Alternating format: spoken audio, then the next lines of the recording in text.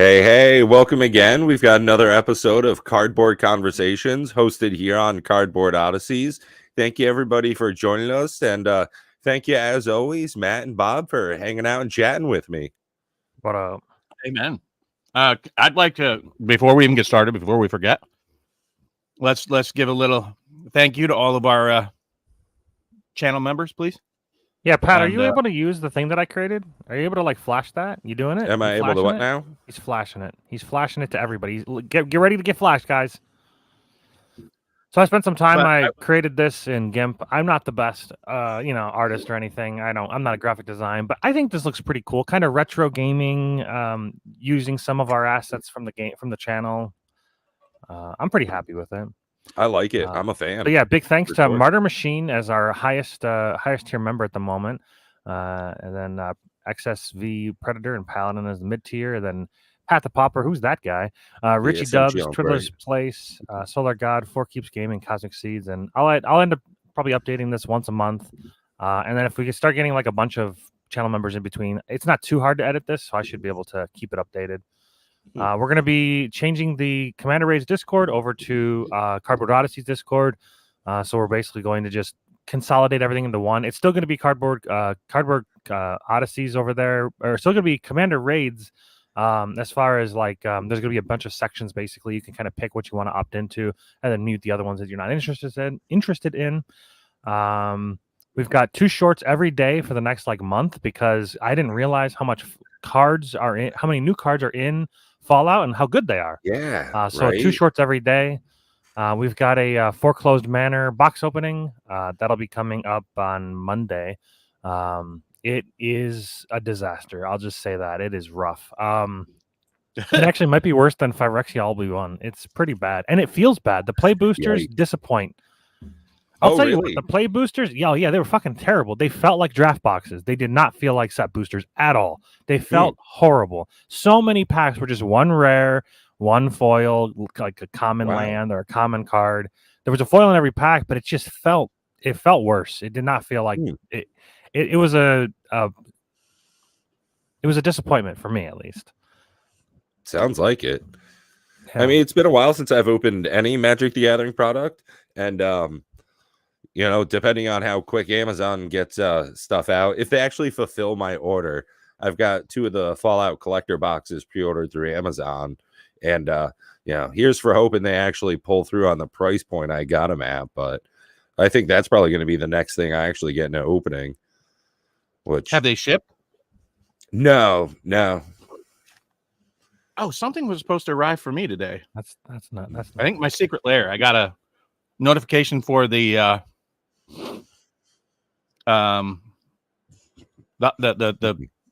Pulp Fiction novel ones. Oh, cool. With the cool looking art.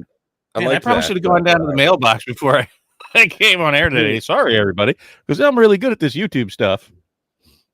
Right? I didn't want my ribs to get cold. I didn't realize just how long it was going to take for these ribs to cook. I started 2.5 hours ago, but I'll wait. I have one last rib that I will eat later. So Mrs. Hillbilly was kind enough to invite me on her show when she was doing some Lorcana openings yesterday and share that with me. Oh, cool. So I got my cases of Lorcana in, and I don't know if you can see it, but right there was the thing I wanted to share. So this is what a case looks like for a Lorcana. They look almost about the size of a big draft booster box from Magic, and that's a case. There's 4 boxes in here, but that's where you see what's inside the case. You see right there where it says version set 3. On the what would that be, the right side there of your screen? Yep. It doesn't say Into the Inklands. It says set 3, right? I don't really love that, but that's how you know what's inside your cases for Lorcana. Now, I don't know if you two are aware. I'm not sure, somebody, if it's still hard to get some. I did notice, and I don't know if we want to start going to the charts yet or not. Yeah, I'll get into it. But I've been watching Lorcana, and I don't know what happened this week with the first chapter, but some of that shit's going insane, folks, for like pricing. And I don't want to start you on the whole hype, go to the moon. Just filter it down to just the first chapter, because I'll tell you right now, the Into the Inklands seems to be plentifully available in places if you order online. But the first chapter is the one you see that like it's just been it And it's dipped looking like for the like a crypto minute. market. It dipped for like a minute and then it's back up again. Like can we expand that time span out? Because Sure.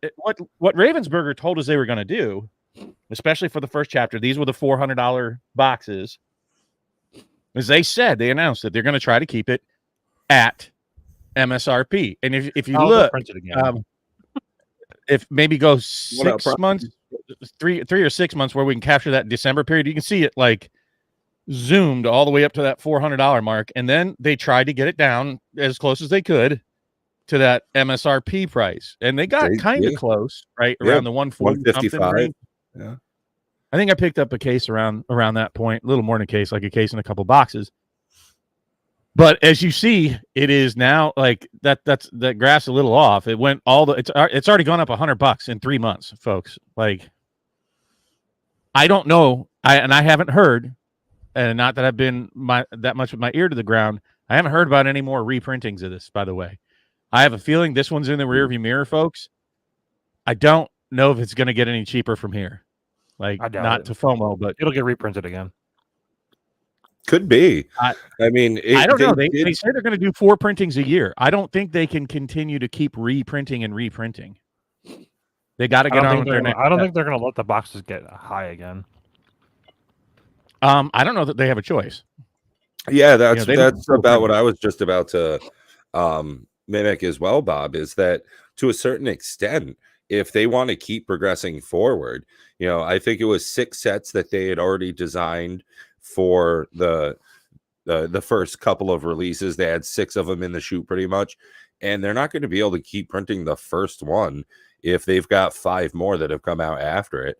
It's, I think, similar enough for Magic the Gathering is that they reprint the cards, but not the entirety of the box.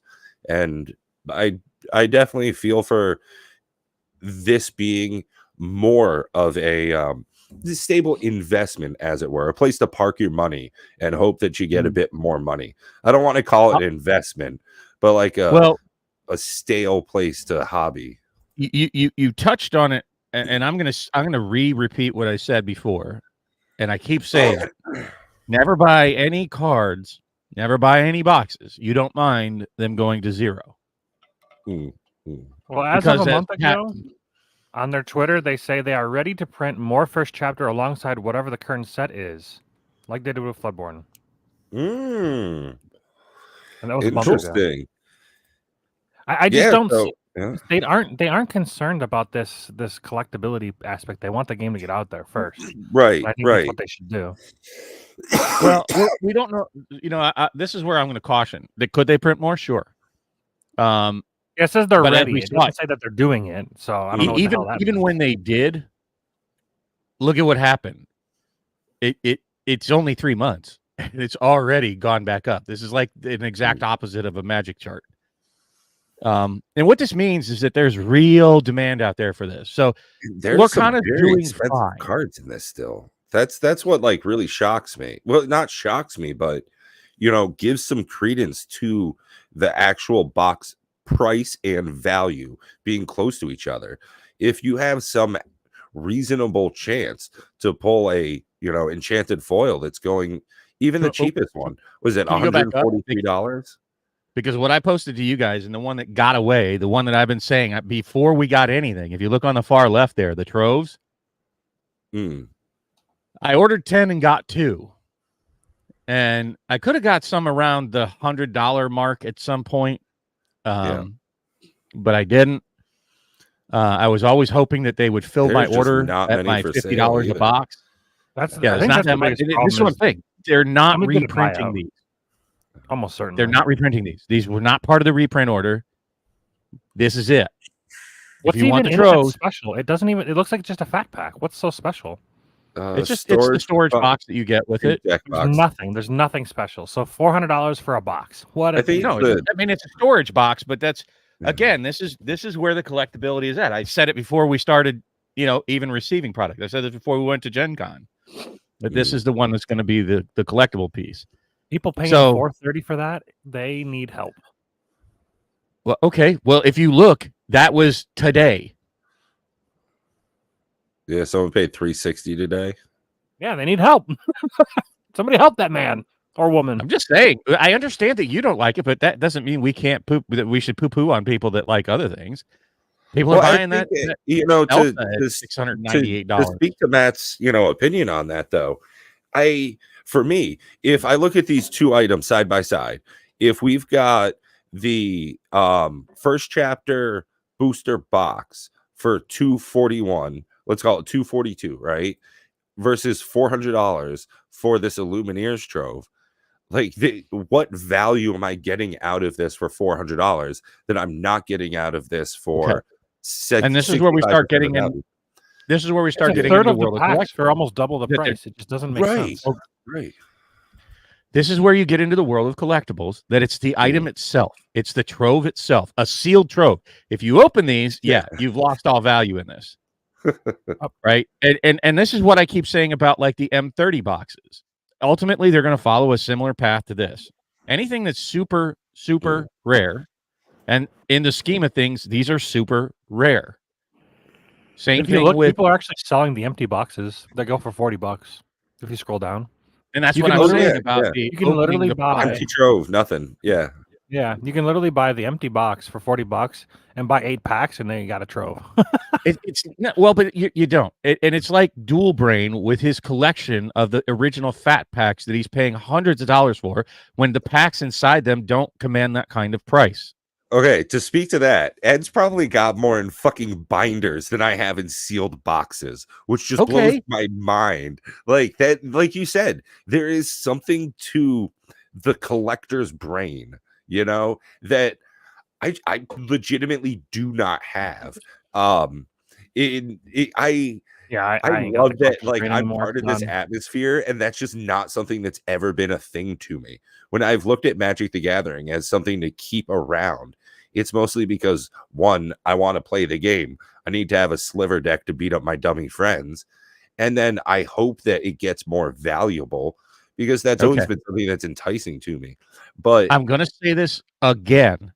We're talking about card games, which I've shown you both an excellent card game that has no channels. There's no YouTube channels for it. There's no hype about it, but it's a damn good game.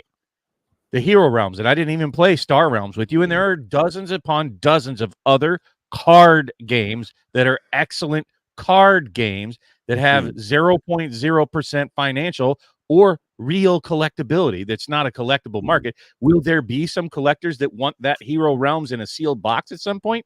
Yes.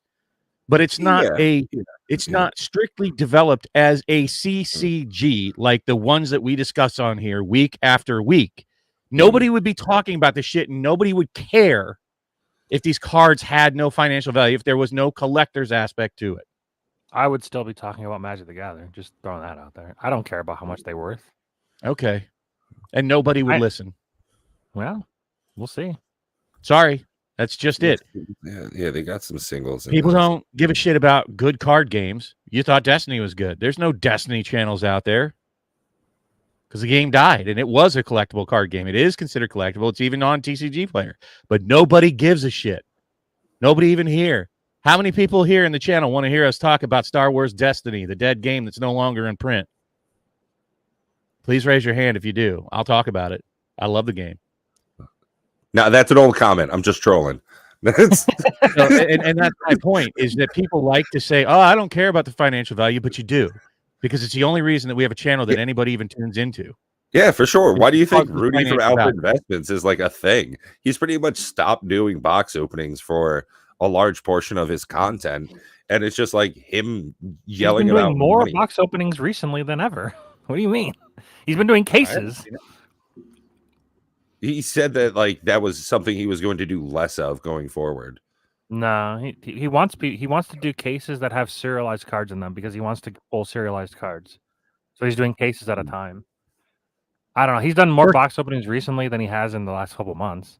Speaking of and Fallout and he's Collector even Booster- said the viewership on box openings is crap, and so is ours, and Oh, so is yeah. just about everybody out there says that box openings are crap for viewership. Nobody fucking cares. Yeah, I care. I like watching the box openings. But anyways, Okay. so we have a sale Sunday, and when I say we, I mean Alpha Investments. They have a sale Sunday for the Fallout Collector boosters, and he was only able to obtain 60 total or 40 total for his order that he ordered. He got 40 collector boxes total. He was able to work with the distributor to get 300 more, but in order to get that, he had to buy Ravnica Remastered collector boxes.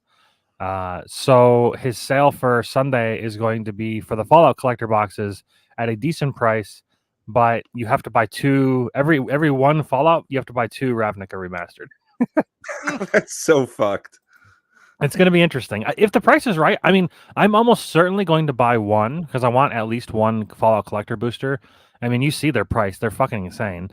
Yeah. I don't know. Maybe I'll grab two. I actually do want to open up Ravnica Remastered. It looks like a fun set to open. I don't know. But I mean, at $428, I can't imagine you're going to make your money back like ever. If you Not open at it. These are a that hard price. pass.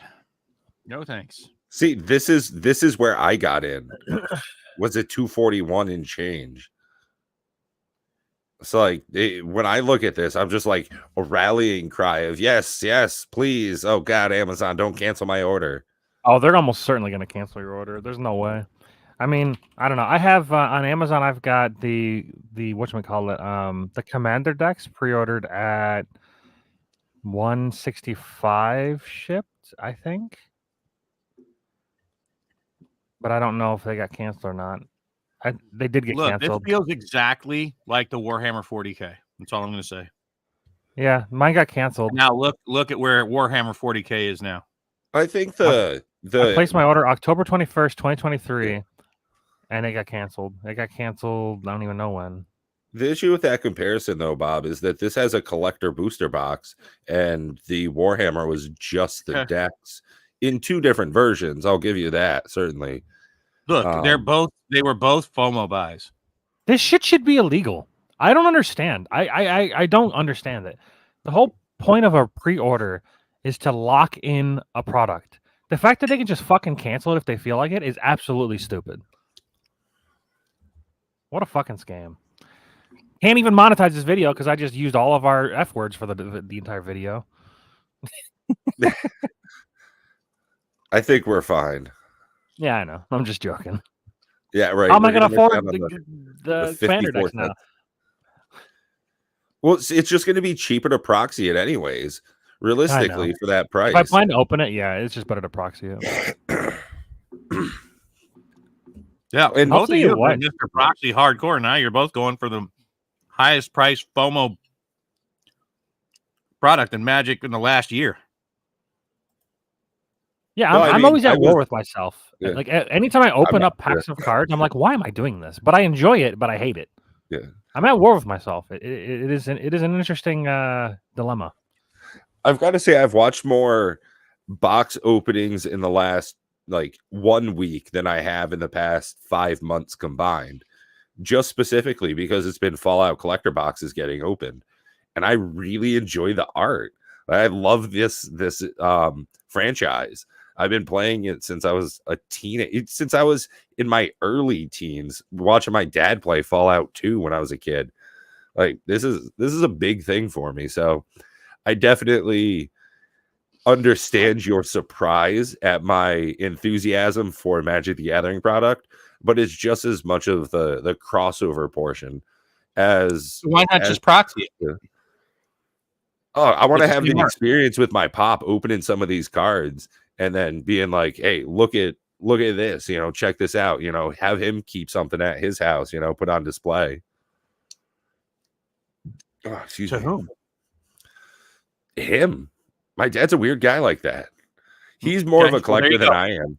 Then you guys just explain collectors. There you go, right there. Yeah, Both of exactly. Yeah. As far as like the decks, there's a reason I'm not buying any of those, is because I do plan on just proxying those. Same thing for the Warhammer decks. I'm not buying for those. I'm proxying for those because you get a bigger discount the more you buy in bulk. So how are they doing? What's that? The Warhammer 40K decks. Warhammer. I'm looking. Commander display deck. How much are those? 159. I really expected them to be higher. And remember, like it was on sale, considered on sale. See if we can get a price. I'm sorry, it's 185 with shipping. What? It's 180 with shipping. Their average market price is 180. I'm trying to remember what I got mine at for the normal Warhammer, but I don't remember. I remember when I got them. I got them from Game Nerds because I had a rebate to send in for $75, and I got them when they were like $240, and that was after they dropped from like $300.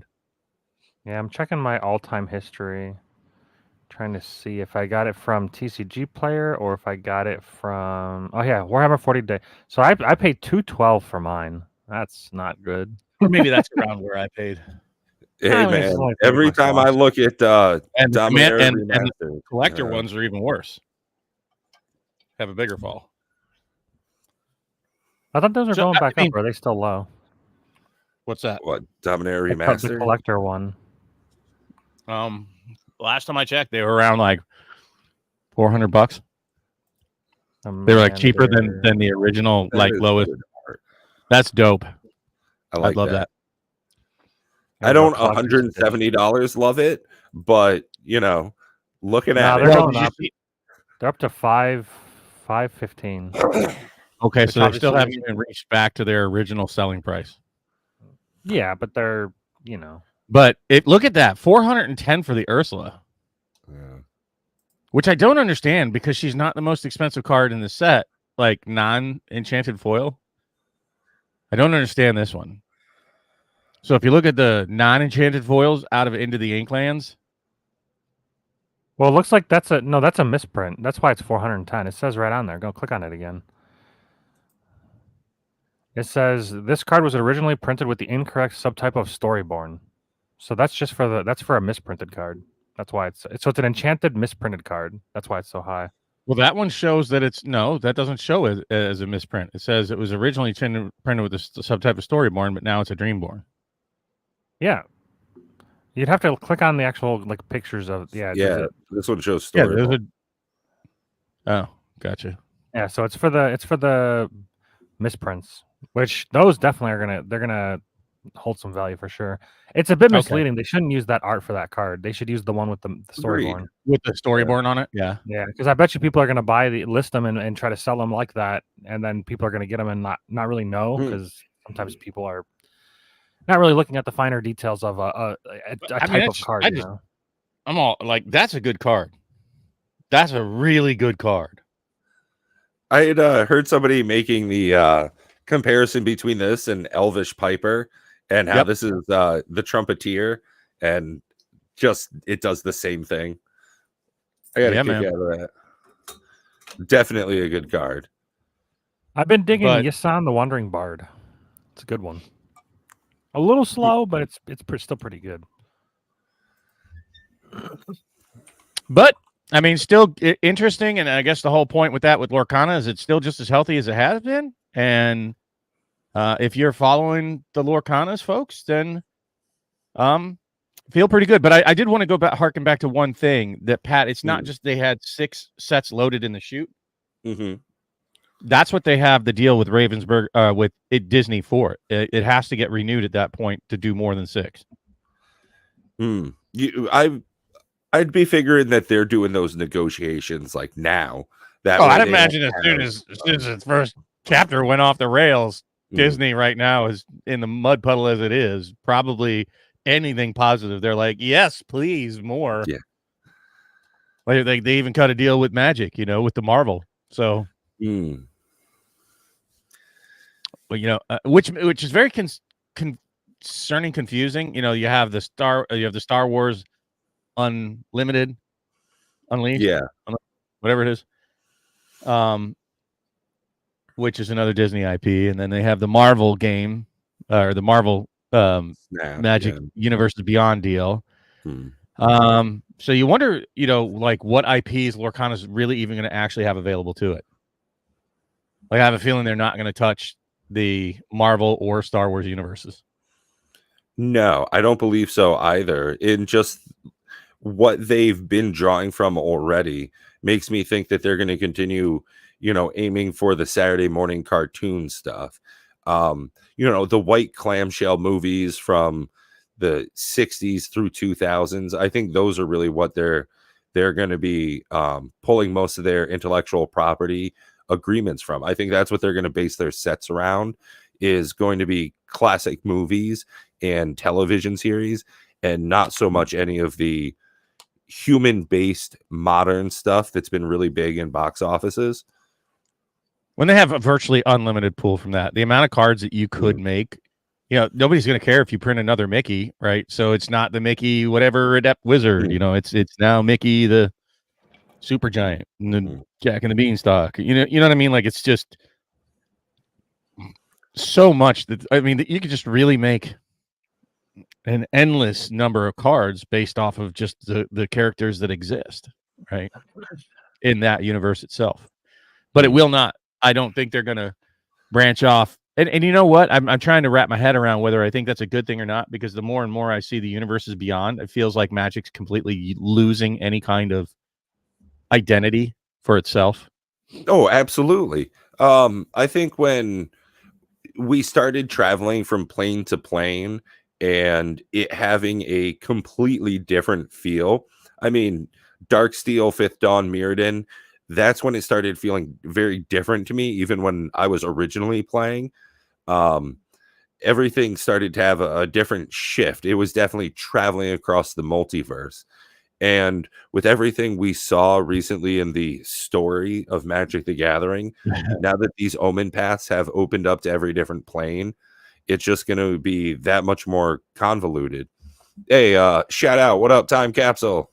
What up? Yeah, I don't know what the lore is going to look like for Magic moving forward. I don't think it's going to look like anything at this point. Outlaws at Thunder Junction is one of the most convoluted things I've ever heard. It's a whole new plane. The plane is actually called Thunder Junction. It's got a big vault, and Oko and a whole bunch of other villains want to go and crack in and get a bunch of cool stuff, including a new sword. Yeah, which is good. The new sword's good. The new Oko's good. Yeah, it's not that it isn't. Of the art. Did you see that? Did you see the Oko? Yeah, I did see the Oko. He's not like crazy Broko. He's just pretty good, kind of. No, the special art version of him. Oh yeah, look, WotC cool. still puts out some very decent art, but it doesn't look like a Magic card. I'll give you that. It looks better. Cool. I'm just saying that it's losing its identity. I hope that Lorcana Pat card.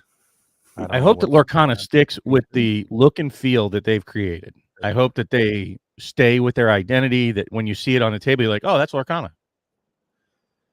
Yeah. I'm sharing my screen of the art. Oh, the wanted posters. Wanted. Yeah, those look sick. Sure. All I'm saying is that it feels like they're drifting away from what got them where they are. Yeah, this does not look like a Magic card. No, but okay, so here's the problem with your thought process, Bob. The game is 30 years old. If they continue to do the thing from 30 years ago, they would have already failed. They have to go with the times. And the times are saying that art variant cards are what people want. I don't know about that. That's what I want. And that must mean that's what everybody wants, clearly. Oh, okay. Clearly what you want is what everybody in the world wants. And you also have these cards here. These cards are pretty cool too. These like crime, very comic book art, textured foil. Oh yeah, I would have had no idea. If you cover up the mana symbols. I would have no idea these are Magic cards. Oh goodness, no! Like that Thoughtseize looks like it's something out of like the Darkest Dungeon. And don't get me wrong, I love the way these cards look. They just don't look like traditional. Honestly, it looks like something out of the Walking Dead graphic novel. Yeah, Like this is super stylized. The one on the left, honestly, I really like that. I think that a trading card game with that style to it, separate from Magic the Gathering, could do well. Just like from the artistic point of view, I really like the way that looks. But it doesn't scream, "Hey, I'm a freaking Magic card. Look at me. You know what I am." You'll have to really But search around to figure out what this is. as far as I agree with you, Matt, on it's a 30-year-old game that needs to innovate, but just making different variants of art is not innovating. As a matter of fact, it Honestly, only really appeals to collectors. honestly, this here, this I thought, I think that's the direction they need to go. yeah, I thought this was, I thought it was stupid. I guess is the best way to put it. I don't. There's a better way to put it. I thought it was like a dumb product. I've since watched the gameplay of it. It actually looks like a lot of fun. You just take 2 packs, shuffle them together, and then you play free for all, kind of commander style, or I guess it's just free for all. And then whenever you deal damage to an opponent, you can ask them a clue like you would in the clue game, or you can ask them for clues, and each person gets 4 clues that they can like start to eliminate. What the you're trying to guess who done it basically. But Yeah, each just person like the gets Clue 4 board game. cards. It's just like the clue game, which is fantastic. And the way that they incorporated it into Magic is pretty cool. You can still win via like combat damage or whatever, but the idea that you're able to like distribute clues out, and then whenever you do combat damage, you get a clue, and then if you guess the one of the clues correctly, you get a treasure. Like there's a lot of like I don't know. It looked like it was a Different lot more moving fun than I parts. thought it would be. This is exactly what I've been talking about, but everybody shits on me when I bought 2 of them because that's a limit that they gave me. And they're heavy. The boxes are heavy. I have them upstairs. Yeah, you get these like With a clue. board and like No, a No, pad of those paper? are like no, this is checklists. this pad of paper here. This is the clue. This is like each I don't person know gets what the that is clue on the back there. That might be a board. on the back of. Oh yeah, these things here. These are they're just like to cover your answers basically. You get 4 of these. But what I'm saying is The shuffle up and play are basically just jump start packs. even And some if people are saying that the randomness was a little off, questionable. yeah. Mm. Look, and what I said is even if this product specifically sucks, this is the direction that they need to go, in my opinion, is start thinking what I keep saying is laterally. And what I mean by that is something that doesn't require them to power creep all of Magic or drain all secondary market value out of people's collections that they have that make them walk away from the game. By doing something like the Clue, you don't have to do reprints to make that successful. You don't have to do power creep to make it successful. If it's a good enough version of playing Magic and fun enough, and it doesn't even have to get everybody, but if it's fun enough, it'll generate new incomes and an endless variety of streams. Just like how many commanders can we make for commander raids? Infinite. Oh, like monsters as they Sure. infinite. Yeah. Okay, and how many different things can we throw in it? Different mechanics, even outside of the boss monster, whether it's raid the tower. Like that's what I'm talking about. It does. Yeah, we don't have to have more powerful cards or more powerful commanders, but we can come up with different challenges and different ways to play it that can, be flexible, and people don't have to buy new cards and they don't have to chase the dragon. Looks like I hate that name for the the set. I hate the name. Yeah, it's definitely different than because it's a new plane. Maybe it feels weird, but I'd prefer them to go to new planes instead of just going to Ravnica 15 times. Let's be honest. Like we need new planes. Oh, I agree with that. Yeah, Outlaws of I'm Thunder, actually okay Thunder with. Junction. It kind of reminds me of Thunderbluff from World of Warcraft. I'm actually okay with Thunder Junction. I have no problem with it. And I honestly had no problem with Murders at Karlov Manor. What people are bitching about is that there's no financial value. Oh, Justin B seems to be a collector of art. There actually is. People are talking about there's no financial value, but there actually is. I was looking at this yesterday. Okay, there are multiple rares. Why are people saying that the set sucks? The cards are fine. Vein Ripper's $50. Vein Ripper normal, the Invisible Ink, and then you got the normal one is at $20-$25. There's this one. Here's a no, that's a mythic. Hold on, where's the the ley line? All the line. lands are anywhere between $7 and $15, which is pretty good. This ley line is $15 to $20 or $10 to $15. realistically, if you get a decent number of lands in your box, oh yeah, Massacre Girl's $15. Each land is decent money. World Eater's Call's $10 plus. Like there's actually a decent number of cards that are worth money, but I don't think it's just being opened enough because it's kind of hard. Like I opened the box and I only got about $68 worth of value, so it's like not good at all. Okay. The point is that's what people are bitching about it for. Not that the cards are bad, but that the value's bad. And as we keep moving forward and they keep pushing up the price of the boxes, and with the reprint problem without them putting a break on it, putting a halt to it, nobody trusts buying it. Nobody's cracking boxes because they don't want to just turn around next week, secret lair with your ley line, and here's a secret lair of all 10 lands from Karlov Manor, the only thing that had any money. And that's the problem that they've created for themselves. I don't want to buy them for that very reason. I don't even want to buy singles. That's another thing we could talk about. The Sheldon Lair spellbook. What a disappointment that was. I expected it to be limited quantity. I expected it to sell out very quickly, and I bought mine literally on the release. I stayed up late because I wanted to make sure I got one. They are still available, and it says there's 22 days left. So I think it's back to their old ways of just printing to demand, selling them as many as people will buy. I said that before. Well, yeah, you can say everything. You say a lot of things. It doesn't mean you're right about everything. What they were saying previously is that everything was going to be limited quantity. This is not true. There's no way, either that or nobody gives a shit about this. That also could be true. I don't think that's the case because I think the secret lair is a secret lair. Now, I'm kind of okay with them being print to demand if they were to just upfront about it. If they just said. Oh, it actually does say right on it. This product is print to order. All orders made within the sale window will be shipped when it becomes available. Oh, so they do say so. I'm just an idiot. I can't read, so that's my fault. No. It's not your fault. It was what was advertised moving forward, and this is another problem we have with the community. I think they said random shit out of their ass.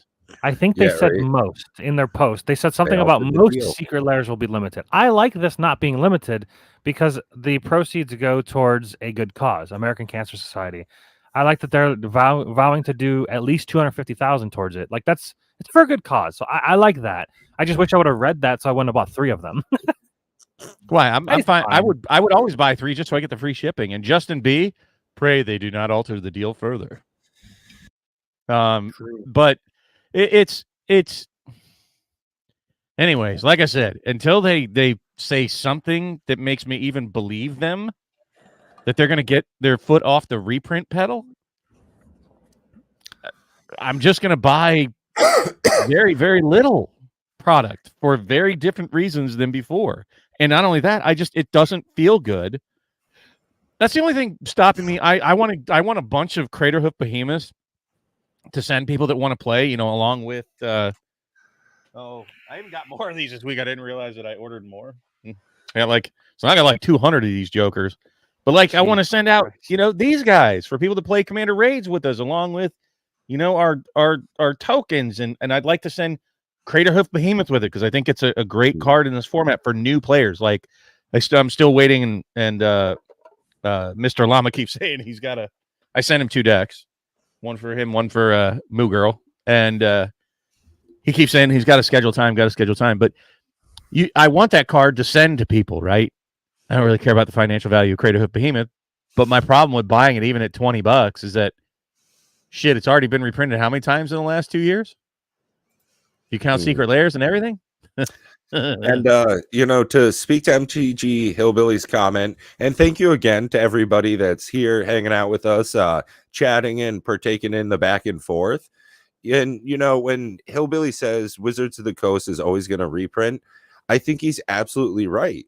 And they've been doing it since the 90s, and that's what started the reserve list. Okay. Right. And I agree with you, but there's definitely a place in the game. I think they must do reprints.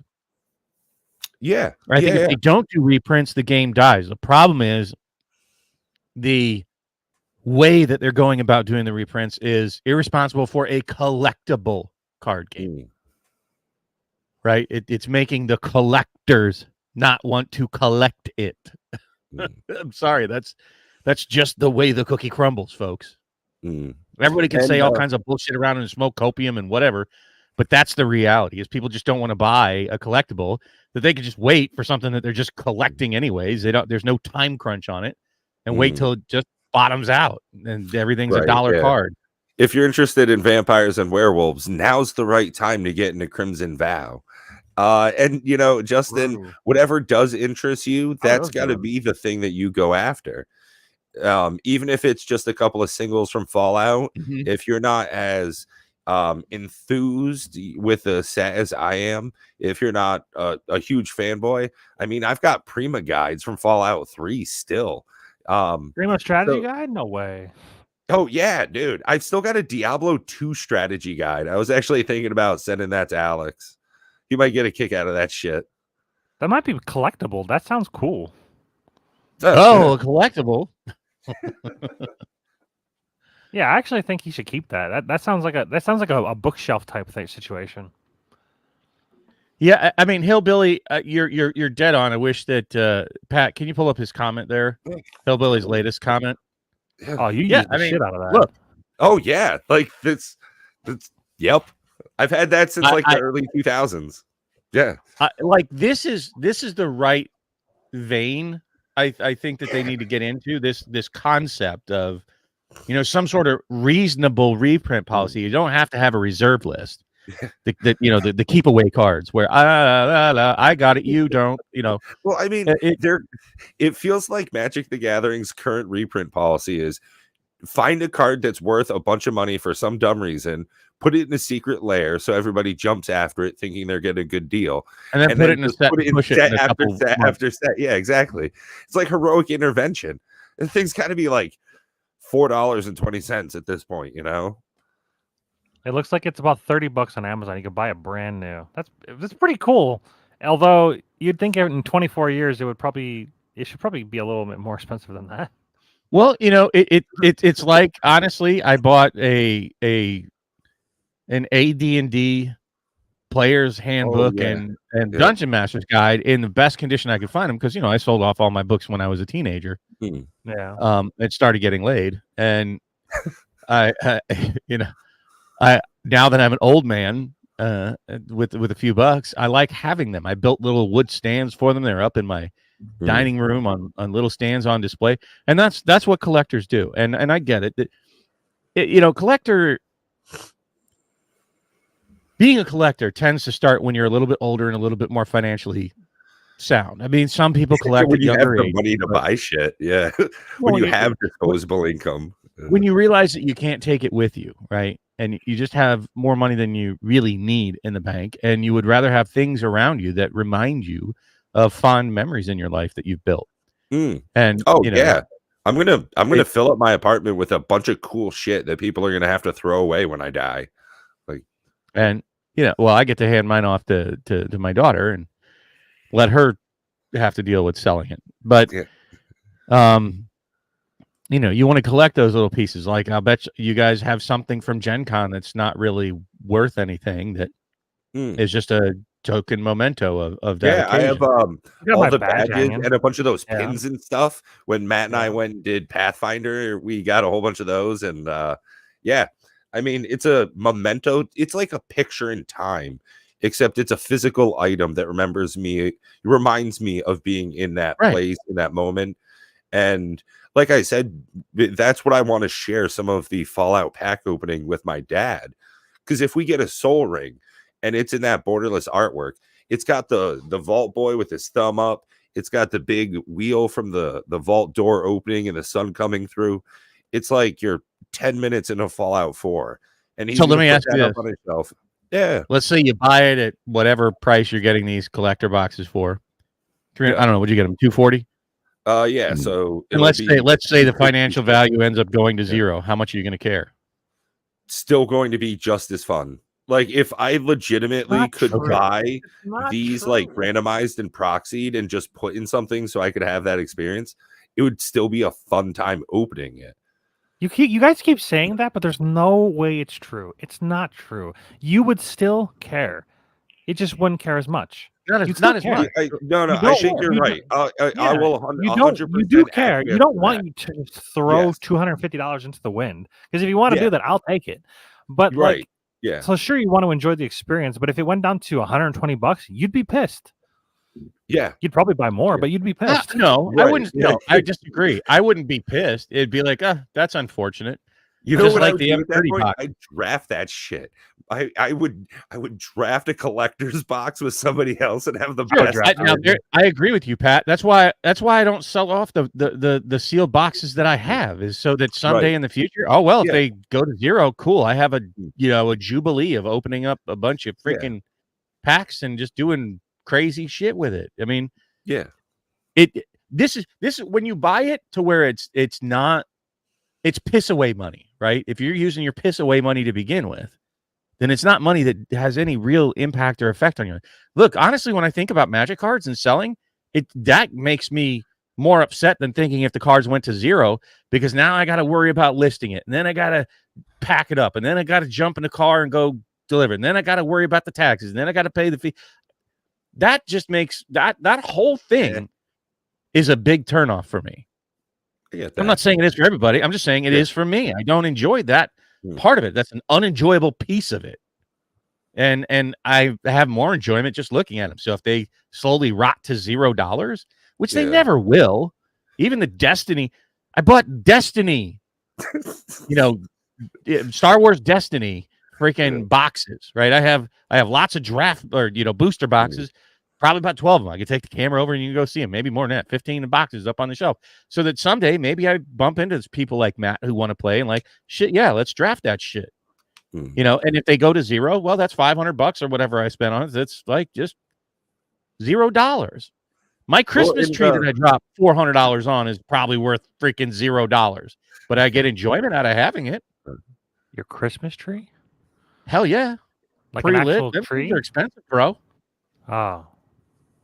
7 foot tall, 5 feet around. I bought a tree that was about this big, pre-lit, plugged that bitch in, put on the side table. That was enough. No, for if you me. came over to our house, our Christmas tree is large and in charge. It's obnoxious. It's it's like our TV. It's just so big. We obnoxious. used to do that as a family. We used to like set up the Christmas tree. We Yeah. decorate it. Go look Sometimes at we would Christmas buy trees, it. pre-lit I ones, just quality. don't care about that They stuff. expensive. So I'm just. But I don't care. That's cool.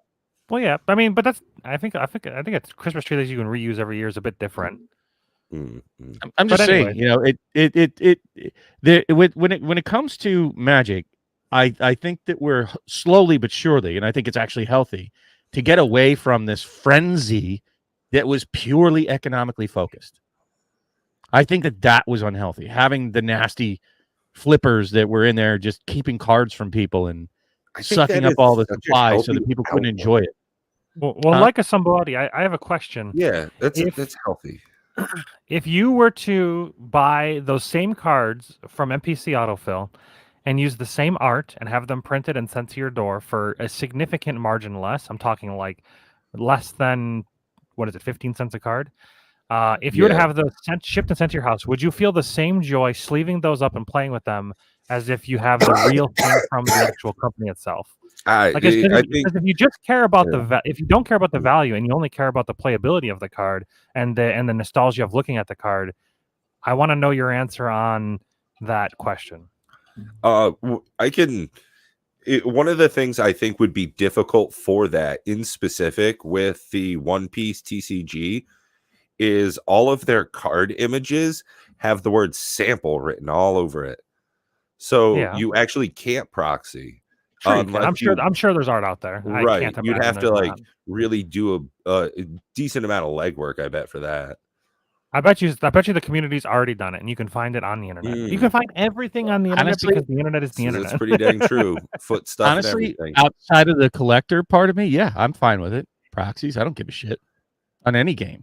I do it all the time, actually. But I'm specifically asking like a somebody. And while he types an answer or doesn't care about answering, I do have a poll that I did for the community tab. I want to share my screen and I want to show. So I agree. I agree with what he's saying. Like, as far as like a player ability, your poll. I don't really care. when it's a nostalgia thing, just even opening the cards. Like, for example, Sherry Vegas has bought me a bunch of very expensive cards over the last 5 years, including Gaia's Cradles and Dual Lands and all kinds of shit. I literally don't care what the price is. They are priceless to me. So those very specific dual lands, you'll have to pry them out of my cold dead hands. That, like, even if I sell every other card I own, they have special meaning and that nostalgia because of what she got for me. And so there are some that when you open them, just like the whole reason I never got rid of the enchanted foil Elsa when it was $1,000, I'll never get rid of it because we had such a good time opening it. And we share that. So there is that on those very specific cards for that reason. So there's a nostalgia just from the moment, just like the cards that I opened when I came to your house with Commander Legends to draft with everybody there, and I'm never selling those. So you're telling me that if you were able to sell Elsa when you first pulled it for $1,000, we'll say $1,000 flat. We'll just call it after taxes, fees. We'll just say you gained $1,000 into your pocket. You're telling me that if you were to buy 2 Elsas to replace it, that doesn't feel the same to you? No, not even close. Not even in the same world. It's the same card. It's the exact same thing. The only difference is like the S. You're telling me that. So you're telling me that it has cards to you have souls. like that's kind of what it feels like. Yeah, I mean, it's interesting. It's an if you want to, I don't believe in anything supernatural or metaphysical. No. So, but you kind of do. You're telling me that it's different. How is it different? It is different to me. No. I know. I'm not saying that's a bad or a good thing. I'm just curious that like, how is it different?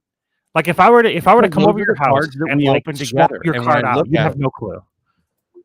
Well, if I don't know about it, then of course, it could be snuck by me, but I do know it, right? I would know that I sold it, and that's not the same one that we opened. All right. So for those of you that are watching in the community section, I'm going to try to use this a little bit more often. There's going to be some member-only posts. There's going to be some actual full public posts. This community tab, it's kind of hard to get to it's just on the main Cardboard Odysseys page. And you just click on community instead of like video shorts. But for me, it's difficult to interact with, but I'm trying to use it more often. So like recently we just did a big thank you to our channel members. And I did a poll about 10 days ago and I wanted to talk about it on the channel because I had a good question that I asked Bob and Pat just while we were chatting in Facebook.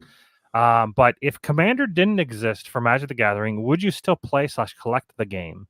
And then I had quite wide variety of different options. And I was actually a little surprised that yes, both play and collect was the highest at 43%, followed by only collect at 14%, only play other formats at 7%, no to both, and no because Magic would be dead without Commander, which is kind of the same answer realistically now that I think about it. No to both and no because it's dead. 35% total would probably just stop playing at all. Actually, it would be more than that. 49% would stop playing at all because they would only collect. It's very interesting. Commander is such an interesting game. What are you guys' thoughts on that? What would you do, Pat? If Commander? I actually just looked up what my vote was to make sure that I was going to say the right thing here. I said no because Magic, at least to me, would be dead without Commander. At my interaction with Magic is at this point only Commander and Commander raids. I think it would be hard pressed for me to find enjoyment out of modern standard. When I go to draft nights, I'm absolutely terrible at it. I have a fun time in the activity, but the outcome is always quite poor. And I haven't returned to doing it very much because my enjoyment gets less and less every time I go down for it. So I think realistically to me, Commander is the only thing that's keeping me in Magic at this point. I think the same thing, but I've been watching the Pro Tour recently, and it's kind of made me want to play Standard or a draft variety again. It seems like it'd be fun. I watched them draft and play the Karlov Manor play booster draft, basically. And that was part of the Pro Tour. where they had to do a draft, or maybe it might have been a sealed. I think it was a draft. And interesting enough, they allowed the list slot to be a draftable card, which was interesting. Hmm. The one guy got Sir Conrad, Hmm. which is pretty good when you're trying to collect evidence because you can mill and then feel your Hmm. graveyard and then ping people for damage and then also collect your evidence as well. I think for me, one of the reasons why Commander is currently so important to Magic is that it's one of the most creative ways to express yourself, to find maybe even a very niche commander, some legendary that just has something that says build me to you. This list, like, there's just on this list alone, I don't even know how far does it go down. It just continues to go. Like, there's just thousands of commanders that you can build a deck around, and every deck is different.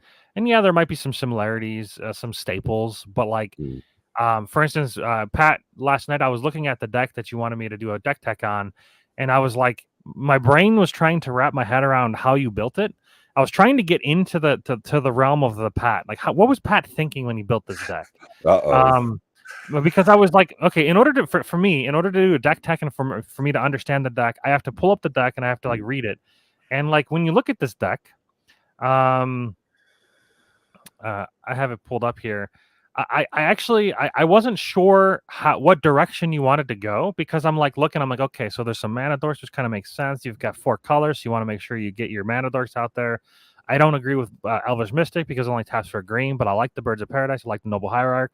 So these, I'm just like tallying things in my head, and then I'm just like, what is the theme? I just didn't understand, because I'm like, so if you go to EDH Rec and you're like looking at, for instance, Aragorn, which I don't know if you do, but I love Aragorn. I don't know how to spell Aragorn. Aragorn, R-A-R. Is it A-I-R? How do you do this? A-R-A. Is it just A-R-A? All right. We'll open up another tab here. King of Gondor. So there's the themes section, which I like to use because it kind of like narrows down the amount of cards. Huh? It's not that one. Yeah, it is. Isn't it? Oh, it's not. It's not the King of Gondor. Which was yours? Oh, the Uniter. This makes more sense. I hate how many of them there are. Oh, okay, yeah. So I was going to go the legendary route. That was my thought process, even looking at the wrong one. Okay, yeah. Like, to me, the legendary one makes more sense because you're able to capitalize on all the multicolored legendary cards. Because he's 4 colors, you have like a lot of abilities. And you know what a card I was thinking of that doesn't see play? I'm curious if this one does. Sphinx's Revelation. Why doesn't it see play in this deck? Like, it's not even on this list at all. So Sphinx's Revelation is 1 blue and 2 white, I think. It might be 2 blue, 1 white, and then X. And then at instant speed, you can draw X cards where X, whatever the value of X is, and then you gain X life.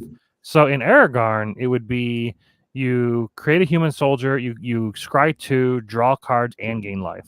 I just don't see why that's a bad thing. Right. But that's what I was thinking. Like cards like that, Sphinx's Revelation, which isn't on here, which is kind of strange. But yeah, like you were saying, it's just there's so many things. I was looking at eBay prices. Oh, dude, look at that right there. Which one? That AD&D books there. First column, second row. $117. Oh, they're trashed. No, you don't want them. They're absolutely just. Those are beat. That is a well-loved and used set of books, the other baby. Books are fine, but this the Monsters Manual didn't look bad. That's what I said. The other books are fine. These 4 books here, this one's a little rough on the top. If this D&D guide wasn't so loved, I would be more interested in buying it. But it's only $117. Like one of those books, just the monster. Go look up a Monsters Manual. It's in good condition. It's like $100 all on its own. But it's got 2 days left, so it's not like it's it's not really only 117. I have to imagine if we go to like sold and completed. I already have some nice versions. I still need the Monsters Manual, but I'm not all that much about it. I did spend a whole lot of time reading the Monsters Manual when I was young, though. That's probably the one I looked at the most.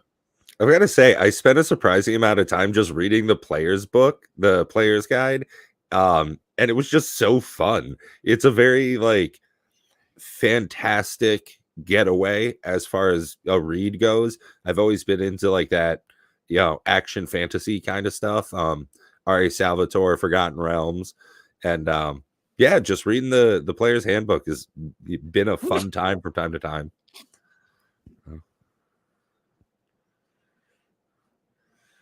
Speaking of things, yeah.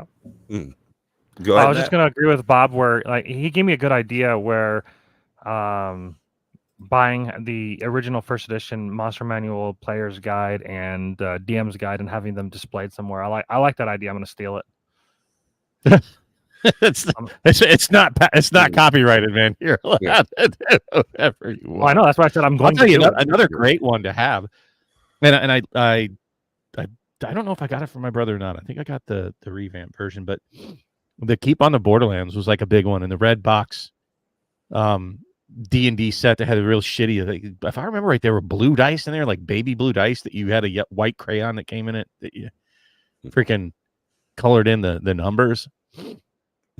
But my dad, during one of the flea markets that he was doing, he bought this lot, and it has this really cool Intellivision. Hold on, let me just nuke this.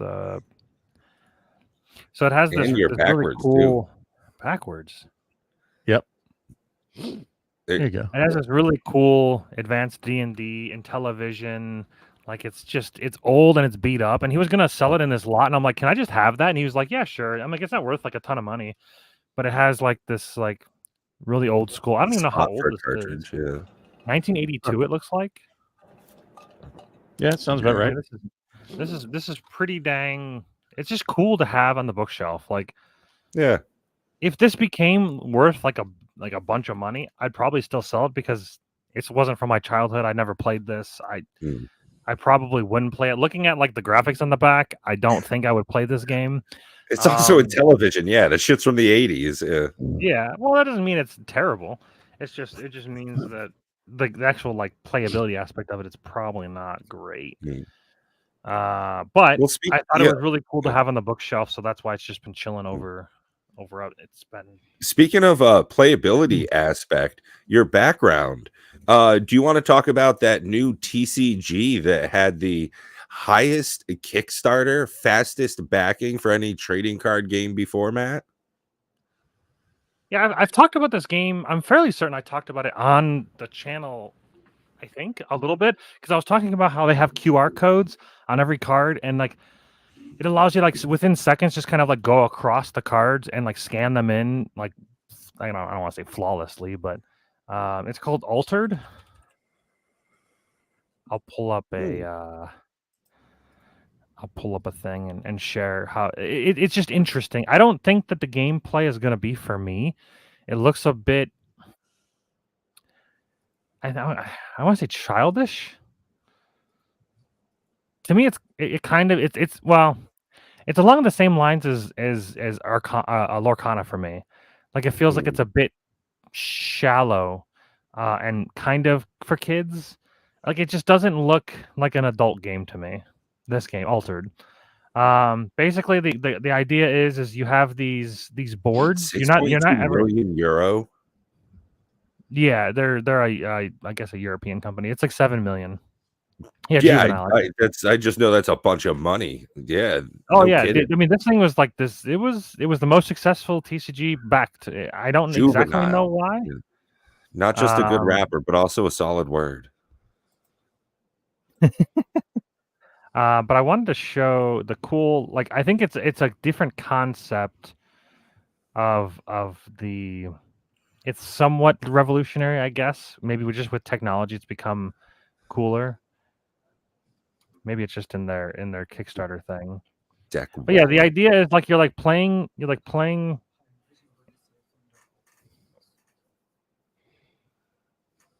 So they say ever-changing landscape where you're just like flipping the cards. Like it's like 3 cards. You're not really going to get that many. They say ever-changing, but I really.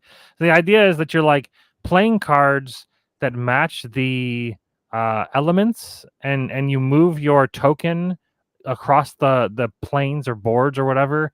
And the idea is you're trying to get your companion token, which is on the left-hand side, this dog, and in the same board as your hero token. But it just looks so simple to me. It might be I will try it. It might be more fun than it looks, but it just looks, I don't know. The idea of like the resource management is like tied to the card. It just looks, I don't know. The cool thing that I thought was the QR code thing.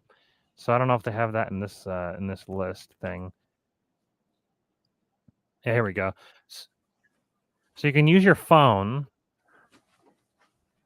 and you just scan each card. Boom, boom, just quick, easy, simple. I love that. It's so nice. So like add it to your collection. It allows you to they're doing something unique thing. I think it's still happening. When I first looked at it, that's just how it worked. You can like sell the QR code, the rights to the QR code that you have. You can sell it to somebody else so that they can have the card printed out, or you can trade them for other QR codes. Kind of like it kind of feels like a little like a, what is it? TFT, not TFT. NFT. NFT. It kind of feels a little NFT. Then there's something called foilers. You can pull in packs. Like the card themselves aren't necessarily foil, but the foiler makes it so that you can have any card printed as a foil and then sent to you. I think is how this is supposed to work. So I don't know if there actually is going to be. See how it says print on the right hand side here. So there's want list, print, and then give. So like I don't. It's very weird. There's like a market built into the app, which is interesting. But you can like deck build on the app, which is cool. Man, I can't wait for somebody to hack that and just get a bunch of free shit sent to them. That would be hilarious, actually. I mean, in like a sad way, but I have a dark sense of humor. I think this is cute. It's got like an innocent vibe to it. And from what I had heard of a synopsis of the gameplay, was that it was similar to Lorcana, but even a step further in that there is almost no combat mechanic. There is no mechanic. There is no combat. There's none at all. There's no attacking. It's literally just going across the board. Like telling a story, getting points or something. Yeah, I don't 100% know. Like I'd have to watch gameplay of it. But this just doesn't look. I don't know. The visual it kind of reminds me of like Avatar: Last Airbender-esque, which is interesting. I want to say that I like it a lot more than what Future Lore Studios has been doing with their artwork. Like this is definitely their more recent artwork is good, unless you're talking. The new one is bad. That's the only problem. I'm not a fan. This is what I'm talking about. Common foil or rare foilers. You have you pull these in a pack. One thing that's really strange about the Kickstarter, so redemption cards we've talked about. Is Bob frozen or just not talking? No, I'm here. Oh, he's there. He just doesn't care about it. It's not Lorcana, so he just doesn't care. I think the idea. First off, you guys haven't asked me a single question, and I'm not familiar with it, so I don't have anything really important to contribute. I'm just pulling your chain. So the thing that I thought was a little strange is that the stretch goals were like to make the booster packs better. Isn't that weird? Like they increased the pull rate of unique cards if they hit 3.4 million. They added 10 unique cards and 4 not unique foilers, and a golden booster pack if they reach this. It's just it's a very strange way of doing stretch goals. I'm trying to like wrap my head around. Like you pay more money and the packs get better, but does that mean that it's just no? Read it again. Read it again. Read the one final extra stretch goal foiler replaces the token card every 4 boosters. These are okay. That one does, but if you go down to the very bottom one, the final stretch goal: 1 golden booster every 250 boosters, which contains 10 unique cards and 4 unique cards. Yeah, that's what I'm saying. So God pack. But how does that? Yes. But how does that work? Is that only in the Kickstarter boosters, or does that mean going forward, this is what they're going to go around? I'm going to guess it's only in the stuff you get from the Kickstarter. Yeah, I like that. That's probably why it like shot up so much, is because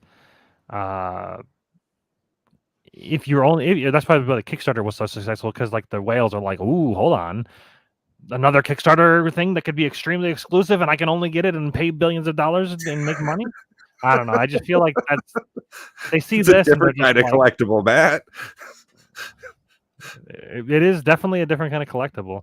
But yeah, the foiler cards are this is different. I'm It's very okay with this. different. Look, I said it and I keep saying it. I do really honestly like believe I don't know that why. any new TCG, CCG coming out cannot just be a good game. It's going to have other support for it. Right? If this is just a game, but this is clearly some sort of collectible card game. So in order to continue to be successful, because I'm sure that their prices are going to be expensive. And in order to justify that, like €129, you're talking $150. Yeah, that's pretty And that's expensive off for of the 144 MSRP, which is up near that 170 ballpark. So includes all boosters, stretch goals, and social. you're going to have tournament support. You're going to have conventions. You're going to have marketing. You're going to have additional support. It has to be a complete enterprise now. I don't believe you can enter just like Legion's Realms at War and not have all of that at release. That's why I don't believe in, no offense if you're still here, in Cryptic or Sorcery or MetaZoo or any of those types that they just don't have like Flesh and Blood does. They have a tournament scene. They have additional support. They have conventions. Do you know? Either one of you have is ever heard sort of getting there, Regis? but I don't know what their whole structure is going to be like. They have no rotation that I'm aware of. So there's a lot of pieces and parts that Lorcana doesn't have to it yet that I've cautioned. Look, don't believe that it's going to be, the great savior coming out, because there's a lot of miles to go yet before they're really, really successful in my book. Just because you have a big price spike and all that, and there's a big demand, doesn't mean shit, because things can flop overnight.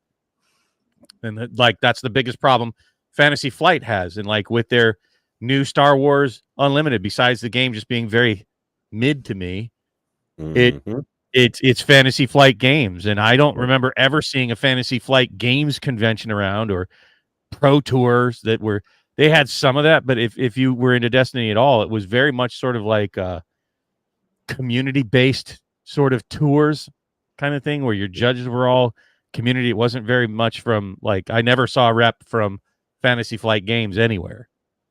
It was all sort of homegrown kind of shit. So have you guys ever heard of Regis Bonassi? Bonassi? No. This guy? Yeah, I never heard of this guy, but I've heard of Mysterium. I've never played it, but Dice Forge? I've definitely heard of Dice Forge. Yeah, I've never heard of Dice Forge or Seasons. Oh yeah, Dice Forge was kind of a big thing for a minute, but what I'm saying is TCGs, in order to continue to try to drain the kind of money that because TCGs, let's explain why they command a much bigger price tag than basically every other game out there, except for like Warhammer, right? Kingdom Death Monster would lasted all of a Kickstarter, and then who the hell plays that? But even what would be considered an expensive-ish board game like Gloomhaven or Frosthaven, that's one booster box. That's nothing, right?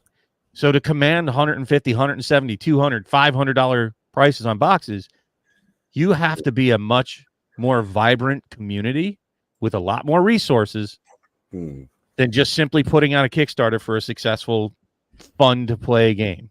Sorry, that's just the way it is. People won't stick with it. People are very fickle, and if you don't constantly poke them with a stick, hey, look at me, they lose attention and go play different, games. Patter chat. Sorry, I didn't want to. Well, I don't want to interrupt, but there's cool potential news. Can you go out of the Google Play Store and search Commander Raids? One of you guys on an Android phone? My phone is what I'm using for a camera. Would I be able to do it on my PC? If you have, I guess it might be on the Google Play Store. Google Play Store. I don't know if you could just like search it. I'm wanting to. I want to see if it's only. I only see it because I'm the 'Cause it's you? developer of it. Yeah, Commander Raids. I see it. As I see the Paleo app Gamer. there if you search for it. Okay, 50 plus downloads. Let's go. It's Yeah, probably all. right me. on. That's good. So okay, so fellas, it's still in early access, but some breaking news. It's available. Boom. Just like that. Now, it still says on the dashboard that it is in open testing. So I don't know 100% what that means, but if people can download it and install it and try it out, that's pretty cool. For those of you that Does aren't it aware, have- Does it have a link on it anywhere for the rules? Yes, it's on this page here. Is it not? Oh, Pat's sharing it. I see. It's on the white page. Go to the yeah. So like when you're like scrolling through, one of the pages is it down No, at I the mean bottom. the app it says- itself. You mean like in the description? No, in the app when you download it. Yeah, that's what this Does it is. have- Oh, I can't see that. It's hard to see because I can't make this image. Can't open. Oh, image you app. might want to change that. We're no longer pure MTG. So this, well, no, I did change it. So this is actually the old, version 2. no, this is the old. This is no. This is the old word. So that's the problem. It's not using the new. Oh, I know what it is. It Check is out Pat probably using. Popper. No, yeah, it's old. This image is old. But this is wrong. So the app should be correct. Let me see here. No, it's still Hey, using that's the old the version. the thing is up and coming YouTube content creators Yeah, expanding we don't know what the into hell we're doing. other spheres. Definitely going to be some growing pains, but I think things are coming out well at this point. Very proud That of you, must still man. be the old version. It I don't always see makes it. me want to play. Every time we talk about it, every time I see it, I just want to play. It's the only way I interact with Magic Play at this point. You know what I would do, because you guys never even asked. If there was no commander, I would probably do these. I don't know, Matt, if you remember. I don't remember the last time we did that, but over Spell Table, free for all, 4-player free for all with these precons, because that's just kind of like the easiest consumable thing. But you could really do it with any 6 packs, I guess. But so that form of sealed, but that's not even a format. I don't even know what you call it. 4-player free for all pre-release kits. That was fun. I would do that again. And I would do it if we just got like, I don't know, 10 packs of Fallen Empires. Like that would be fun. I was even thinking about getting like a $450 box of Homelands, and we do that. You just split the cost up. That'd be like what, $150 a piece. Just split the box up 3 ways, send the packs, and then we just play 3-player free for all. Anybody who has X amount of packs of Homelands, 6 packs, we jump on Spell Table or just here in StreamYards and do it that way. But as far as like organized play, no, I don't enjoy it. Too sweaty. Or even just randos on Spell Table is just not fun, because you always have the pub stomper that comes in, just makes it unfun. About 1 out of every 3 games that I've seen.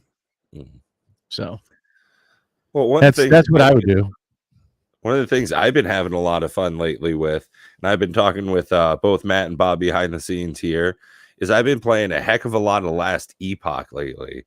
I gotta say, I made a whole bunch of progress. I'm getting towards the end game. I've got a mid-70s Necromancer, and boy, I just been having a heck of a fun time.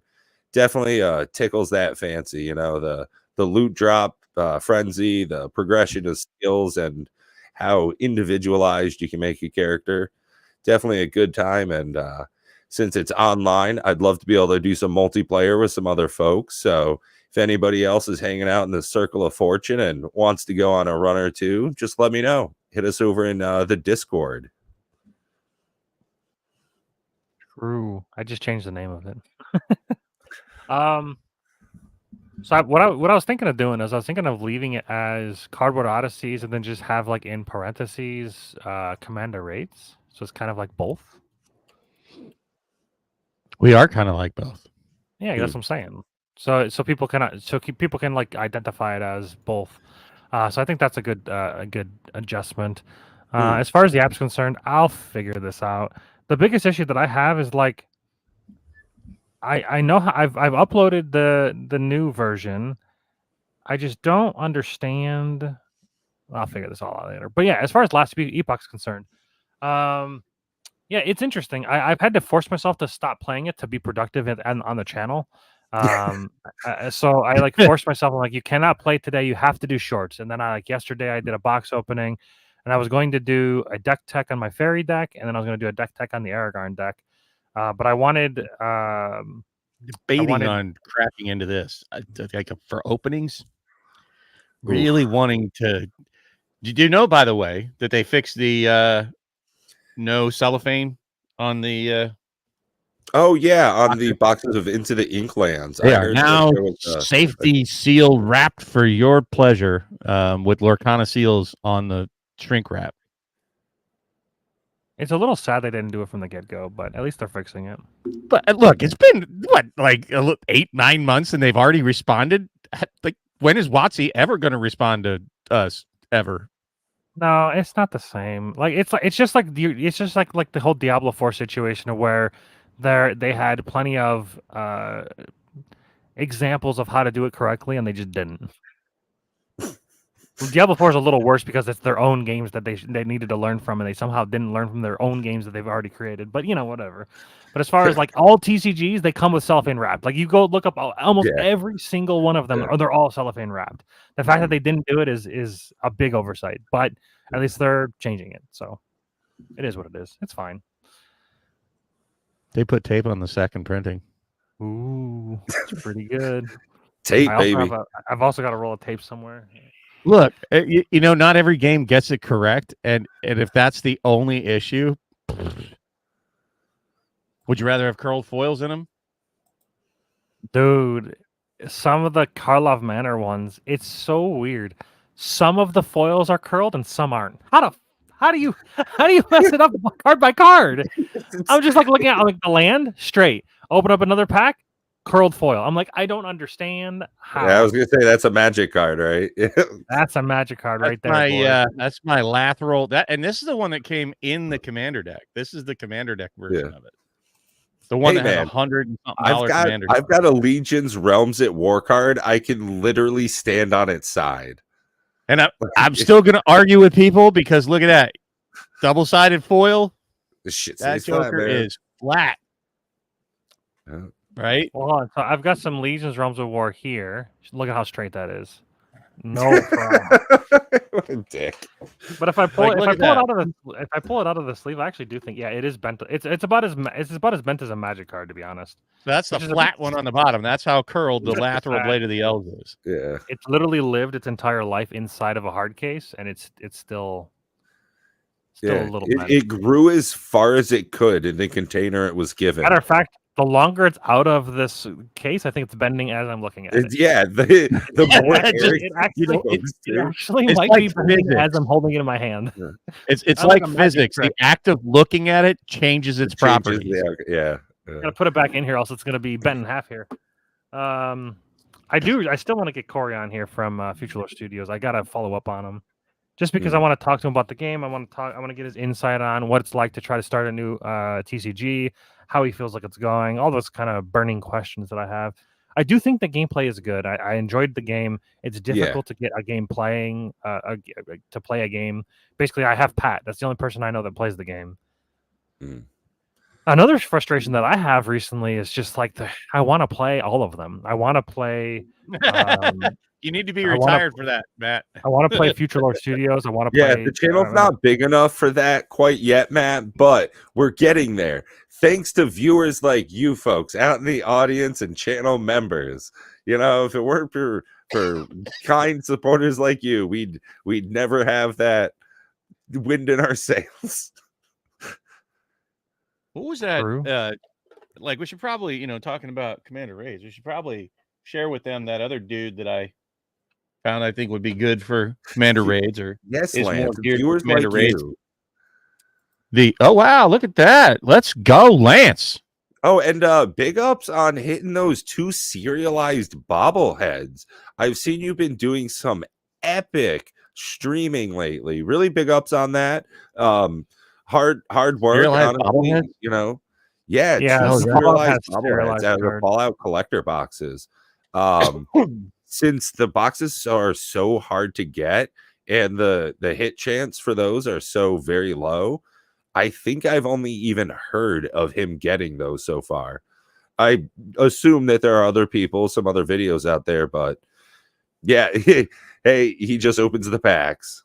Like legit bobbleheads, or they're card called bobblehead? No, they're cards that are in the Fallout. There's cards called bobbleheads, and they all care about how many bobbleheads you have out. So like there's like 10 of them. 7. And they're all mana rocks. So you pay 3 mana, they tap for a mana, but then they also have pay mana X and then tap it, and then you get like an effect for every bobblehead you have on the field. They're bad, honestly. They're all fucking trash. Like I'll be honest, like they're all bad. They're would never not play that them. great. Yeah.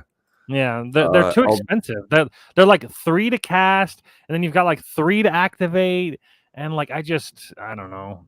It kind of baffles me that they're $10 for an uncommon, but that'll drop, I'm sure.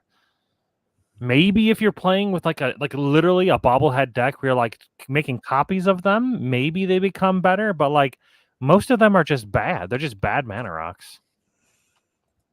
Okay. Yeah, like for the most part, they're, as Lance was saying, it's kind of just more fun for Fallout fans. Right. Yeah. I They're get it. not great by any stretch. You know, they definitely sit at uncommon. And like you said, they just don't have the power to hit any higher than that, really. Even if you've got 2-3 of them out in the field, it's just not worth it until you've got 10, 20 of them or something out there, right? Yep. They have to be like, I don't know, they're just expensive. I just have a feeling you're just going to be playing a bunch of bobbleheads doing nothing and dying. Yeah, just sitting Well, there. that might be fun for me. You know me. I don't really care too much about how well I do if it does a thing that's fun. Yeah, I'll be honest. I don't entirely know why you like TCGs, but hey, if you're having fun, that's cool. What do you mean you don't know why I like TCGs? Like, if you don't care about winning, what's the point? That's I guess what I'm saying. It's about having fun. Yeah, that's winning. Do you? Winning equals fun. That is For just how you. it is. Really? Is There you is go. that what was the most fun for you at M30 in Vegas? Was winning? I like winning. I have the Was most that fun the when I win. Be honest, was that the most fun for the Magic that you were there for? Of playing? No, of the whole event. What was the purpose to go there? And Well, but that's not what we're saying. What we're saying is of the game itself, the most fun for me is winning. gathering. It's sitting around with friends having a Magic good the effing winning. time. Yeah, Magic the winning. It's So there it is. There's the guy I was talking about. I know Matt hates it, but this is I don't another hate it. one. I just think it's Is it a great card? No. Is it even a good card? Not really. It's too expensive. 3/3 for 5. Is this But it seems like it's going to be fun at a minimum in Commander raids. Oh, in Commander And- Race, I mean, you're gonna get 3 And if you're playing with Adrix and Nev, treasures. like I wouldn't make him a commander. Well, no, but you'd said that in the chat. I'm like, no way. You don't want to limit your colors just to green. No. If he had like But partner, or something, I that'd be would cool. do Adrix and Nev as my commander and then play this guy. Yeah, because like, so you create twice the number of treasures, so you can just like tell everybody, I want all treasures. So you're getting 6 Right. treasures And then if you have when attack. Adrix and Nev on the field along with doubling season, every time you attack with this guy, I get 48 treasures. Yeah, That's pretty fun. it just sucks that he's 5. 4 would have been better, but you're getting twice treasures, so it's probably fine. If he was your commander, he'd be a good Jeweled Lotus commander because you can get him out on turn 1. I'm Which just is saying, ideal. now this guy isn't worth shit. Of all the Clue commanders, this guy's not worth much. But you can only get him in the Clue edition. And I buy think it could be 100. fun for commander raids. Anyways, I was just looking at it, and I always think of Magic in terms of commander raids, and I'm like, That could be kind of fun. Yeah, it's funny you mention sometimes the lens that we look at Magic cards through. As I was looking through, okay, back it up just a bit. The last time I got to play Magic, it was Commander Day over at my buddy's house, and I got to play every single Commander deck I own, which is only 4, but at the same time, I had a really fun experience, and I ended with Kaikar. And as I was watching some of the Fallout openings, I kept thinking to myself, oh man, that artifact would go great in Kaikar. Oh, Jeskai, yeah, I definitely want that one. And it was funny how that correlates, is the lens that we look at cards through, and how much Commander Raids has definitely influenced that for me as well, Bob. It's the premier format. And even some of my friends have been saying, can you bring over that sheet again now that we've got some more time to do this? Let's try to give, another go. Yeah. Like I said, it's all about the fun. And also Magic the Winning. For Matt. Magic the Winning. Ready to send for review. Go to publishing overview. Just send it. So I mean, there's a lot to be looking forward to. If you just don't look at the financial value, for Magic, there's a lot of interesting sets coming up. I actually like the Wild West theme. It was one I even asked Mark Rosewater about when but year and a half ago, because they had just hinted at the Wild West theme. I like westerns. Matter of fact, I was just watching a kung fu western called Warrior on Netflix. Watched whatever 3 seasons of that there was, spaghetti western kung fu style. Enjoyed that. Been watching a lot of TV lately. Just finished up all the episodes that are available for Masters of the Air on Apple TV. I also watched I don't know if you guys, if you're Firefly fans, or if you like what's his name? Oh, Wash. Nathan Fillion. No, the pilot. I can't think of his name. Good actor though. Anyway, he's in Resident Alien. Yeah, as a matter of fact, I was about to say that's the show I also binged watch all of that this last week. My coworkers was just saying she's been going through a lot of personal stuff lately, and she said she stumbled upon that, and that it was just Alan Tudyk. Right. It was nice to have just like just something kind of light, easy to get into, not too in depth of a show as far as heavy topics or anything like that. Not heavy. Just, fun comedy, some fish out of water stuff, which is always kind of classic. For Alan me, Tudyk, that's his name. Alan Tudyk. Nice. I just watched all of Full Metal Alchemist Brotherhood again. Just needed something like, I've got 2 screens, so I play Last Epoch on one, and I just binge watch anime on the other. Yeah, I'm still itching for Arcane Season 2 to come out. I was a huge fan of that one, and I even got the Secret Lair. If they come out with the Secret Lair version 2, I will buy that, Watsy. Make an Arcane Season 2 Secret Lair. I will buy that shit, no doubt. Well, so that's a great conversation point, if you guys are still in for it here, is as Universes Beyond are going to be 2 large sets per year going forward. There's some Universes Beyond product lines that you're looking forward to? I know for me, one of my pet ones I've always wanted as a crossover has been Mortal Kombat. I think there could be some really cool artwork, and with how much they leaned into the murder and killer stuff in our recent premiere at Murders at Karloff Manor, I think they could do some R-rated stuff, hopefully. Yeah. I think Mortal Kombat as a crossover for Universes Beyond would be a cool IP. Anything else you guys would like to see? Oh, sure. I would do more Arcane if they did an Arcane set, not just the Secret Lair. I would love to see it. Like you were into Fallout. I love Borderlands.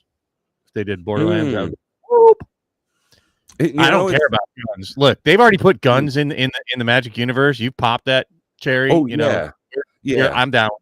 Guns, bazookas, swords, planeswalk. I don't give a shit. You know, it's you know what would be great is if they got like a Phyrexian oil machine gun that they just sprayed all over the place, like a flamethrower, but it's Phyrexian oil. It's funny you mentioned Borderlands. With the Fallout set here, it seems as though it's kind of ramping up to the new Fallout series coming out on Amazon Prime, I think in April, right? On the flip side of that, if they were to do another Arcane set, or a full Arcane set, they could tie that in with another series.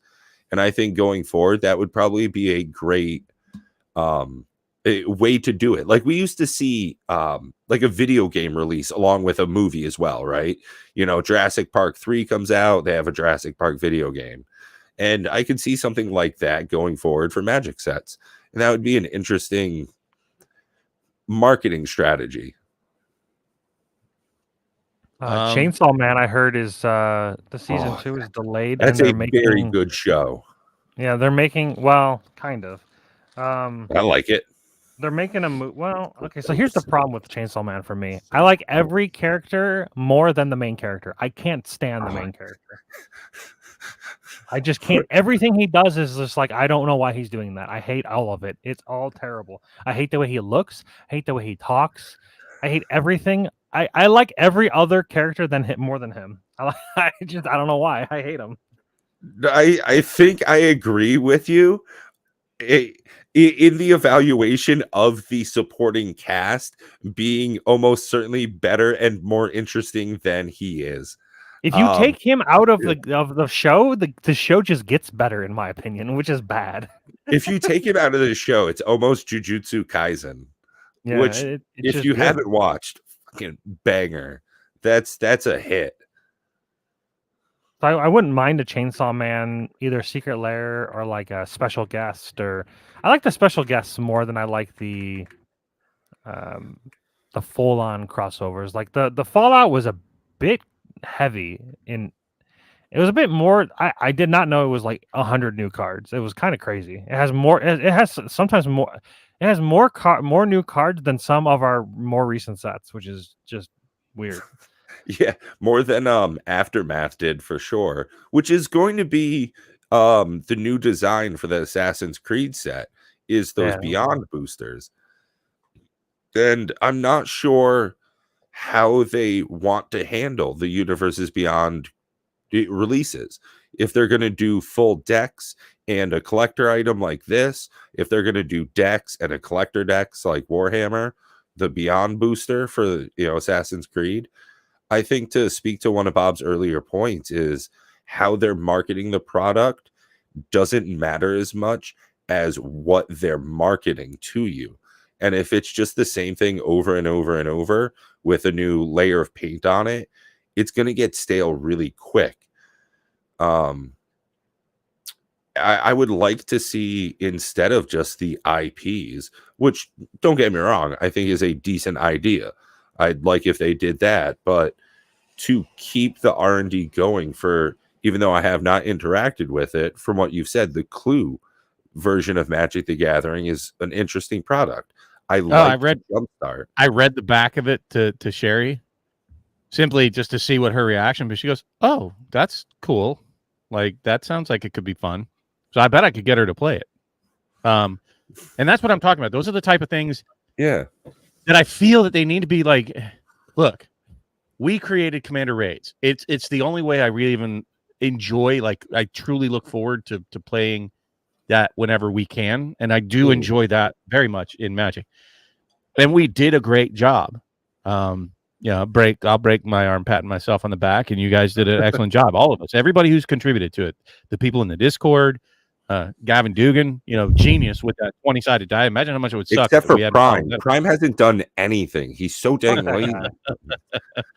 But we're not professional game designers. We don't get paid to do that shit. And as Coach so eloquently put it, we shouldn't have to make Magic fun. They should make it fun for us.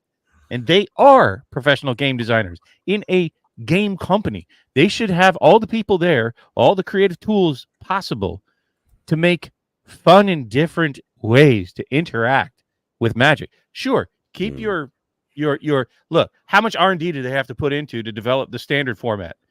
None, because it already exists. How much R&D do they have to put into to create the Pioneer and even modern? Or if they wanted to just create some new format, like an infinite number of formats, okay, that's not a lot of R&D. But like the Clue thing, yeah, they have to sit around and whiteboard that shit, and they have to come up with creative and cool ideas. And I think that that's the right path. That's why I put my money where my mouth was. I didn't even see it, didn't have any idea how it plays, and I bought that shit pre-release because I'm like, that's the right answer. That's a better way to go. Because then I don't even give a shit if they reprint it. I don't give a shit if they make special versions of it, because now it's a new way to play Magic. And I could even grab some other cards that aren't in that and probably replay it with my entire library and have different ways to play it and make it fun. So that's what I'm talking about. They need to be going in those directions. That's more exciting to me than new expensive reprints, new fancier versions of Outlaw Oko cards or whatever. I want a better way to play. Yeah. I was just pondering here, and I guess I don't know the reason, so I'll just pose the question to the pair of you in the comments. Why did they make a Clue edition of Magic? Because they own the murders of Karlov Manor. It just makes sense. Who done it? Oh, okay. Okay, yeah. That's a thin straw to grasp at, but I see it there. Oh, that's exactly what it is. Who done it? That makes it just makes logical sense. There's murders of Karlov Manor. You're solving the mystery. What is Clue? You're solving a murder mystery. Have you seen the cards? They have like Colonel Mustard and Mrs. White Green. Clue's 75th anniversary. I see the marketing part of it now. Like that's what there was like some CFO somewhere that came up with this shit. Like somebody was standing by, somebody was at a like cocktail meeting, and they were like, "Yeah, 75th anniversary. We should do something about this shit." I've heard of your name at the cocktail meeting. They got Commander Mustard, Senator Peacock, Emissary Green. Well, no, he's not questioning. He was just wondering why. Where did the connection to Clue come from? I guess in the marketing way. Like they to me, it makes sense. Like if you're looking for an IP that like has anything to do with murder mystery, Clue is the most popular one. I can't think of any other murder mystery that's more popular. You know what? I'd be up for a Magic the Gathering version of Risk, and it's just like a different map, and it's all the different planes or something. I could see a Magic the Gathering version of Pandemic if you've ever played that. Pandemic's really good. Yeah, imagine if that's like a Magic flavored one, and with the cards that you're flipping over, there's a lot of like Magic cards and Planes cards and that kind of stuff, and maybe not exactly like Pandemic, but something. That's what I'm saying is they can do so much that utilizes all the cards that they sell in a different way, just like we showed with Commander Rage, just like they're doing with the Clue edition, like to some extent they did with the Lost Explorers of Ixalan, to where you can now use your cards. Look, tell me that we didn't give new life to a bunch of cards that you were like, man, that card sucks, and now you're like, damn, that card's a banger. In Commander Raids, and that's what I mean. It's exciting. How often do you expect them to do that? Like what is your expectations? At least once a year. Okay, I was gonna say, because if you expect it every set, they're gonna burn out. They're just gonna no. I'm fine with them keeping other things in there, but then you don't have. You could relieve the pressure of having to reprint cards to make money, right? If they had something that people were looking forward to every year, a Magic the Gathering Blood Bowl, who the hell knows that. Every year. Wow, what are they coming out with? Maybe even twice a year. They're a damn game company. It's what they do 24/7. Ain't all artists and freaking card designers. They have a bunch of game people, game designers in-house. Yeah. I just wasn't sure how much you were expecting. I mean, like, because realistically, they do innovate every year, I think. Clue would be considered the innovation for the year. So now they're done. They don't got to do anything else. So now they're done. So they're going to do Modern Horizons 3. Big fucking surprise. It's expensive. Yeah, there you go. Yeah. Reprint. There you go. Yeah. Last year. I mean, Commander Masters was last year, and that would No, that no, we're did. talking about innovation. Like something like Clue would be like Oh. the new way to play Magic. Did they do anything? last One of year? one ring. No, but that's not innovative. That's just stupid. It's just serialized Okay. cards. That's nothing new. Yeah, right. It's not innovative. The other Yes, games have done that. serialized one of ones. It is not the only game that has ever done it. Yeah. Okay, hence my point, dude. It's just Well, not no, that's innovation. what I'm trying to say. Was there anything last year for their one per year? Was there anything last year that they did that was innovative? I don't know that there was. Play boosters, but that was this year, so that's not really. I don't even know if that's really. Really, you innovative. consider that an innovation? Yeah, I was definitely turning my That's nose just at that. It's a new. It's not new. It's just a redistribution of. It's a cards. move. Yeah. It's new. It's something. I mean, then we can go with oil slick foils. How's that? That's an innovation. That was pretty good. I Get do like fucked. that. I'm sorry, pretty that's not an innovation. It's a new way of foiling. That's kind of innovative. Not really in the I'm gameplay leaving aspect. now. I'm done. I'm gonna go watch stream. And thank you everybody for putting up with all of us this evening. It's been a fun time. Just want to give a shout out again to our channel members and all of our subscribers and anybody else who's hanging out to the very end. Y'all incredible. Just keep being awesome. And If you're gonna go do anything, go raid Dual Brain Stream. He's streaming right now, his big monthly stream. So there I'm you gonna bounce go. over there in just a minute. So let's support the communities, those that support us. Thank you very much, everybody, for showing up and giving us your time. And thank you too for allowing me to ramble on with you here on the show. Always a pleasure. Not really. That was so unconvincing.